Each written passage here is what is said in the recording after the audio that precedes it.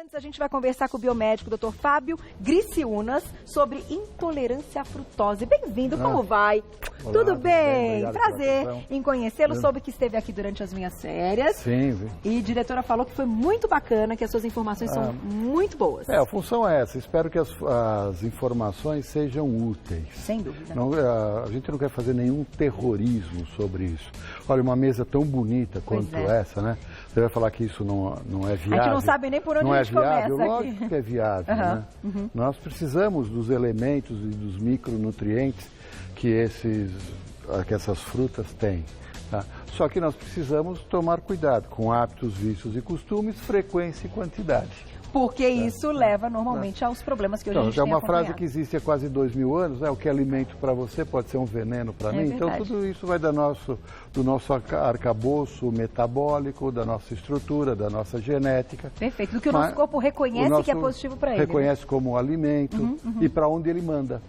E a gente escolheu o tema para falar sobre a intolerância, enfim, alergia e tal. E você pode mandar mensagem sobre outras intolerâncias e alergias. Fiquem à vontade. Mas a gente vai focar nessa questão da frutose, que me chamou muita atenção.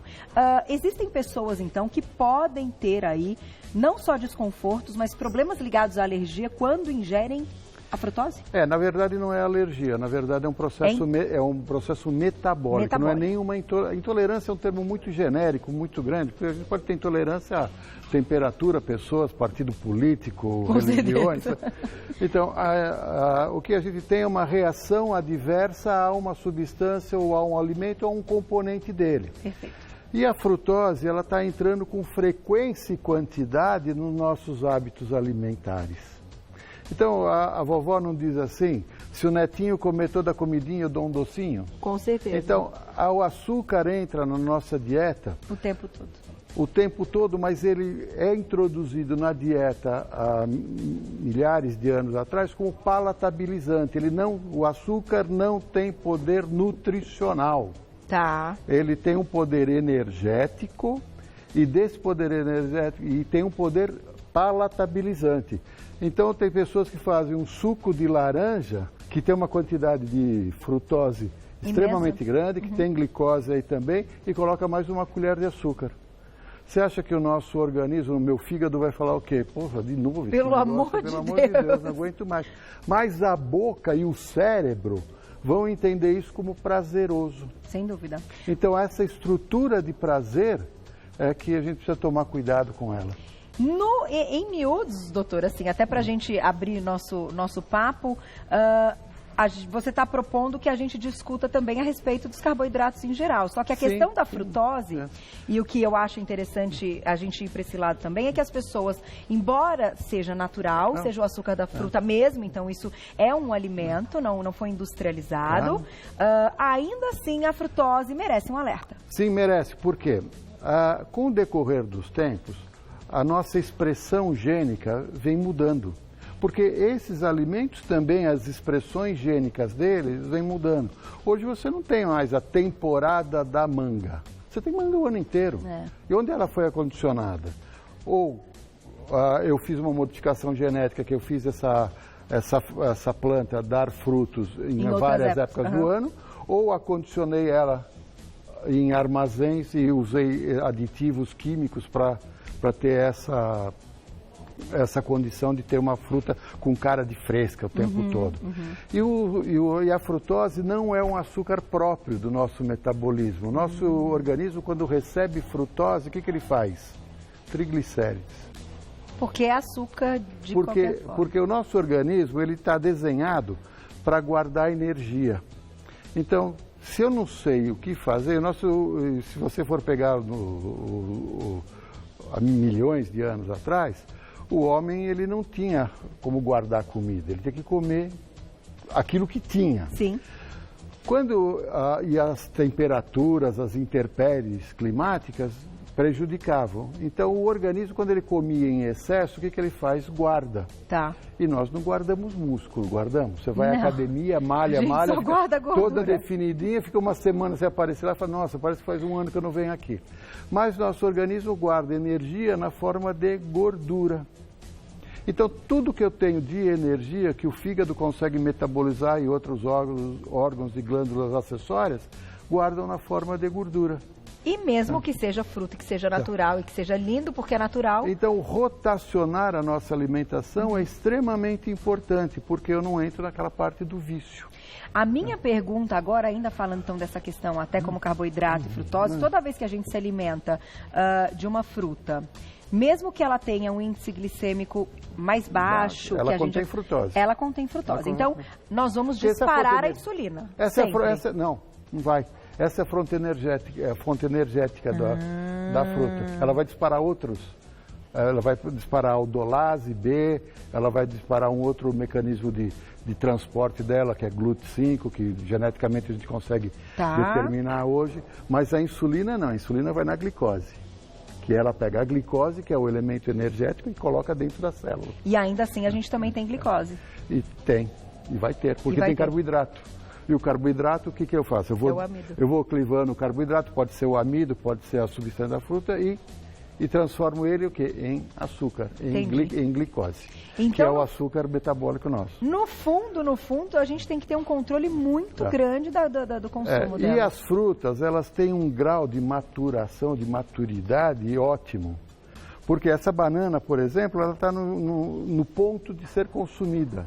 Então, ela tem um equilíbrio de carboidrato, de fibra, de frutose e de uma série de minerais aqui dentro. À medida que ela vai amadurecendo, essa pequena fase de proteína dela vem sendo consumida, porque ela está se modificando.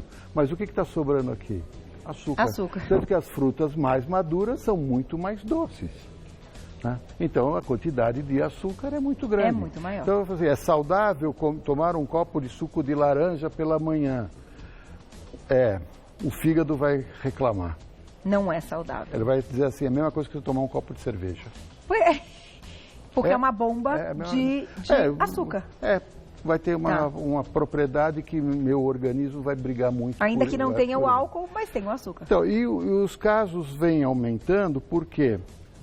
os aditivos alimentares para se conservar ou para se dar sabor, aspecto nos alimentos, vem recebendo o quê? Açúcares ou edulcorantes, que a base é frutose. Então, se você pegar uma papinha de criança, você vai olhar lá na composição, ela tem um pouquinho de frutose ou tem sorbitol. E aí a gente olha e fala assim, puxa vida, essa frutose pode ser benéfica, afinal ela é da fruta, ela é natural. Mas não, o fato da gente consumir a mais no nosso dia a dia faz com que em algum momento o corpo fala, chega. É essa atenção que você quer E a questão chamar. de uns 10 anos atrás, eu me surpreendi com o caso de frutose, porque eu, trabalhando com intolerância alimentar, com processos inflamatórios, nas aulas ou nas palestras que a gente faz, eu percebi que pessoas vinham assim, mas eu tenho uma intolerância à frutose, eu não sou diabética. Eu falei, caramba, o que é isso? Isso me levou a prestar atenção mais nisso. Então, o que o milho está fazendo aqui no meio? O milho está fazendo aqui? Porque o milho é uma grande fonte de frutose. E faz o quê? Xarope de milho, né? E que vai onde? Naquela mesa que você vai mostrar daqui a pouco. Não, aquela ali é do próximo programa. O nosso até não entra essa parte do... Então o alimento saudável, todos são. O que a gente precisa tomar conta é da nossa frequência e quantidade. Qual é para você, daqui a pouquinho eu vou colocar perguntinhas do público no @vocêbonita.tv, aproveitem, gente, que isso aqui é uma aula, né? Isso aqui é para a vida, porque, afinal, esse consumo é um consumo que normalmente a gente faz achando que ele pode ser livre no dia e que está tudo bem. Sim. Só que não, né? Que é o detalhe que a gente está chamando a atenção. Para você, o que seria o ideal quando a gente compõe aí um dia, no nosso dia, uma quantidade ligada a dos elementos? Fruta, quanto no dia? Depende daquilo que você tem como atividade física. Depende daquilo quanto você precisa de energia para você. Tá. Então, comer 2 ou 3 ou 4 frutas durante o dia, ela é viável. Tudo depende da carga energética que você vai ingerir. E tenha sempre em mente que quanto a fruta inteira, ela é muito mais saudável. Nós temos 1,5 kg de bactéria dentro do intestino que nós alimentamos ela. Uhum. E ela nos alimenta.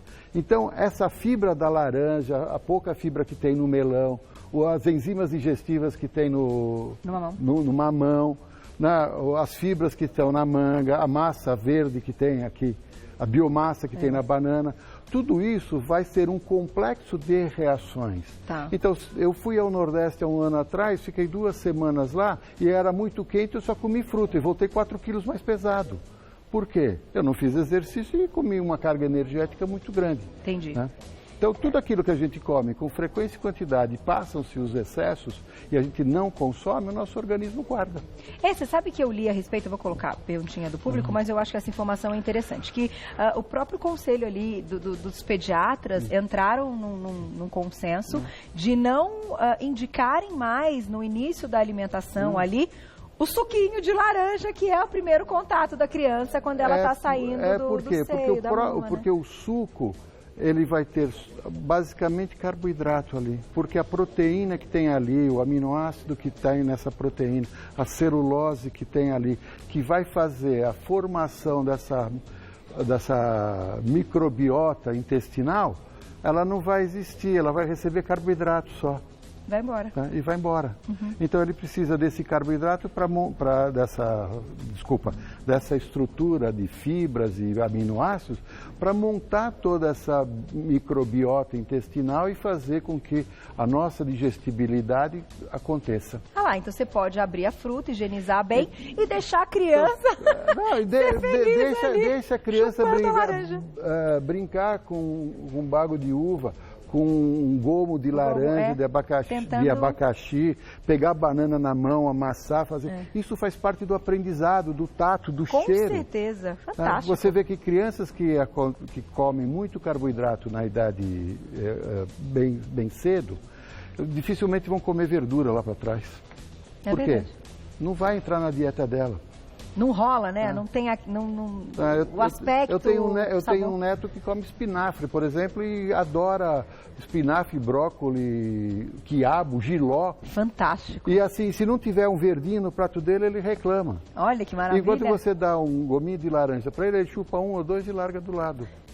Porque o paladar dele para o doce não foi ajustado ainda. Então, ainda bem. Ainda bem. No futuro ele vai, vai dar graças a Deus. Vamos colocar na tela então, perguntinha do público. Olha lá quem escreveu pra gente. Gi, um beijo, muito obrigada. É muito comum o uso de xarope de frutose em muitos alimentos. Existe diferença entre o xarope usado nos alimentos e a frutose das frutas? Existe algum teste que determine essa intolerância? Na verdade, não tem um teste próprio para essa intolerância, né? O que existe, tem um teste indireto, onde você faz você dá uma carga de frutose e vê se a pessoa absorve ou não. Mas se eu sou sensível, tenho essa reação adversa à frutose, eu não consigo colocar na boca. Eu vou vomitar ou vou ter dor de estômago na hora. Então, não é um teste direto. Existem hoje testes genéticos para saber se a pessoa tem a conformidade e vai apresentar uma expressão gênica para frutose. E existem alguns outros, um outro teste que identifica isso também, que é medir o hidrogênio expirado. Você come a frutose, ela é metabolizada no fígado e o fígado vai produzir um gás chamado hidrogênio e que vai para o pulmão e vem para fora. Então existe um aparelhinho próprio para isso. Tá. Mas o que existe é o acompanhamento do clínico frente aos hábitos, vícios e costumes do paciente. A gente...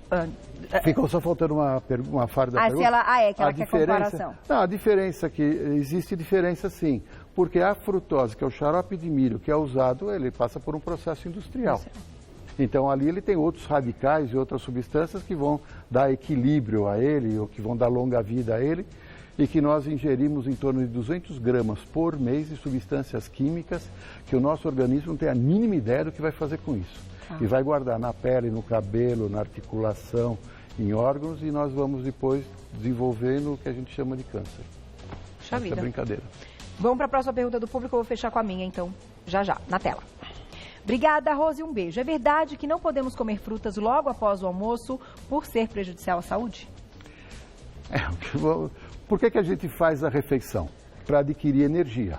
Então lá nós vamos comer fibras, carboidratos, proteínas, gorduras e minerais e vitaminas.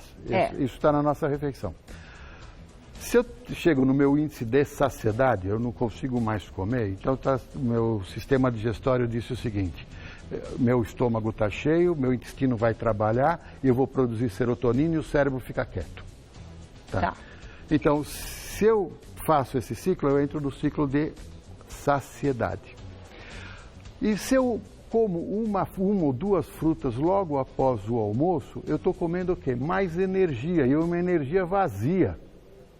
Porque eu estou comendo carboidrato puro. Né? Por mais que eu tenha comido as vitaminas, os minerais que são ótimos, mas é uma sobrecarga aquilo que eu posso comer. Então eu posso mudar esse grau de ansiedade para um grau de saciedade. Saciedade vira compulsão. Entendi. E compulsão vira culpa depois. E aí, a gente falou a respeito disso ontem, né? Quando a gente falou de efeito sanfona, da questão da compulsão, da culpa. Mas a questão do logo após o almoço, o consumo de algo doce, isso é cultural também, cultural, né? Eu sou especialista em alimentação fisiológica. E na alimentação fisiológica a gente diz assim, coma só quando eu tiver fome. Aquele lanchinho da tarde não tem função nenhuma a não ser neurogênico. Ai, como eu adoro entrevistar pessoas que vão ao encontro do que eu acredito. Muito obrigada por esse momento. Mas eu crio muito conflito com isso também. Eu também. Quando expor... Aqui eu não posso expor nada, só entrevisto. Mas fora, quando eu exponho, eu também ganho aí umas críticas. Faz parte, né, doutora? Sim. Perfeito, vamos lá. Aqui a gente coloca o que todo mundo acredita e pensa. Eu parto do seguinte princípio, nós não somos donos da verdade. É isso mesmo. Os hábitos alimentares de regiões, de países e pessoas mudam. O tipo de alimento muda para cada região. Sim.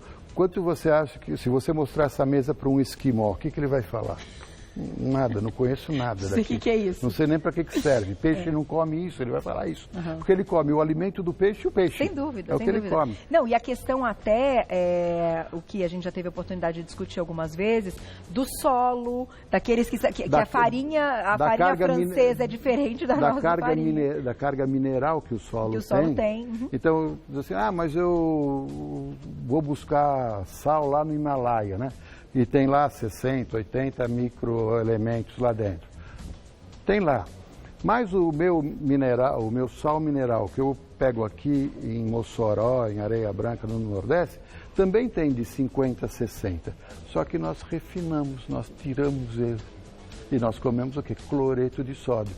E o sal também é como açúcar, ele entra na nossa dieta como palatabilizante. A primeira uso do sal era como conservante. Para salgar o alimento para guardar. Se eu colocar 50 gramas de carne crua aqui na sua frente, você come. Sem sal, sem tempero, sem nada. Mas se eu colocar um salzinho, você vai comer 200. É verdade, são os realçadores. O paladar realça a tua vontade, o teu apetite, sem tudo dúvida. Isso. Vou colocar mais uma perguntinha do público. Quem escreveu pra gente na tela? Obrigada, Rô, um beijo pra você. E os adoçantes à base de frutose, são bons ou ruins? Qual seria um bom adoçante além do stevia? Discussão legal também. O adoçante seria aquilo que está na comida. Porque o adoçante artificial à base de frutose é sorbitol ou levulose. Então é açúcar. Frutose do mesmo jeito. Teu fígado vai reclamar do mesmo jeito. Entendi. A stevia, ela também tem frutose. Tanto que mas a stevia você tem que usar mais, porque ela tem um sabor meio amarguinho. Se você não acertar exatamente a dosagem dela, ela muda a característica dela. Né? Verdade. Então, o hábito de tomar as coisas sem adoçante, se você se habituar a tomar chá ou café sem adoçante, você vai ver que ele é muito mais saboroso, porque você deixa de ter um outro... É outro sabor. É outro sabor. Você reconhece, não parece o café. Se você pegar os coisa. Grandes testes de café, os grandes conhecedores de café, eles vão dizer assim, por que você pôs açúcar aqui? vai fermentar dentro de você. E a minha bactéria que está dentro do intestino também, ela deixa de fazer um processo de digestão e passa a fazer um processo de fermentação e vou produzir o quê? Gases. Né? Então, o ideal, doutor, até para a gente indo, né, já para o encerramento, é que a gente mantenha um controle, tenha uma ideia, um limite, como tudo, um bom senso, mas e quando a gente está falando dessa questão do doce, que a gente também treine o nosso paladar a não querer tanto esse doce. Então, a palatabilidade é que tem que ser treinada. Não é proibido comer nada, não é proibido comer o pudim que a vovó faz, nada disso. O que a gente tem que ter é perceber onde estão os nossos riscos. Tá. Então, rotacionar os alimentos é extremamente importante.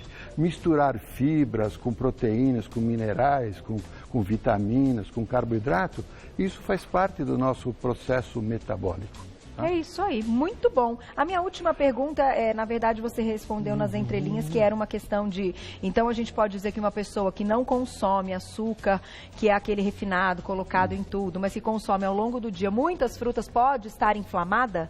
Sim, o processo, vamos dizer, patológico é a inflamação. É inflamação. É inflamação. Então, ainda que natural, ainda que lindo... da pele, das mucosas, isso é inflamação. Tem que ter o limite, como você falou, a frequência e a quantidade. Tá aí. Tá, fiquem com essas duas palavrinhas aí, né, em mente, assim, para tudo que simplificando seria o bom senso. Bom senso. Frequência e quantidade. Adorei, doutor, muito obrigada. Ele que é biomédico, doutor Fábio Griciunas. Vou deixar um contato para vocês, um site que é o intoleranciaalimentar.com.br e no Insta, @intolerânciaalimentar também, para quem quiser saber mais do trabalho, mandar mensagens pro doutor. E eu, claro, te convido a voltar. Adorei o nosso muito papo. obrigado. Muito prazer. Parabéns pelo trabalho. Até a próxima. Obrigada.